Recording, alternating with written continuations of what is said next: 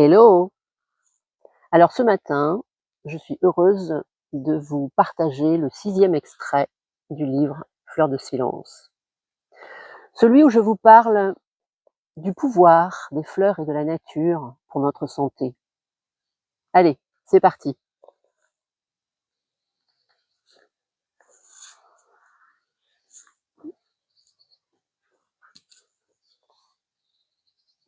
Aujourd'hui, je ne suis pas la seule à constater que notre cadre de vie est loin des jardins, de la nature, des fleurs et de l'environnement végétal en général.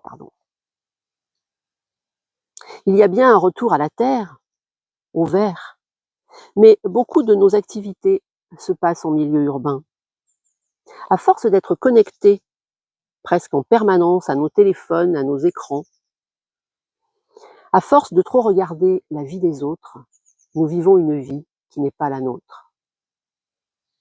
J'y suis maintenant beaucoup plus attentive, mais cela reste quelquefois un défi pour rester en relation avec certaines personnes.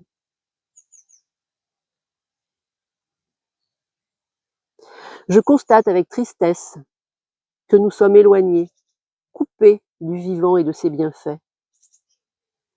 Nous sommes déconnectés de notre essentiel, de nos priorités et de notre vie. Il suffit d'observer la nature pour comprendre que tout change en permanence et que tout renaît au fil des saisons. Les feuilles des arbres tombent à l'automne. Les fleurs fleurissent au printemps sans qu'on en ait besoin de leur demander. La vie suit le rythme des saisons et nous n'y faisons même plus attention. Cette nouvelle vision élargie me fait découvrir que les fleurs prennent soin de nous, qu'elles ne sont pas valorisées que pour leur côté esthétique, comme je le pensais.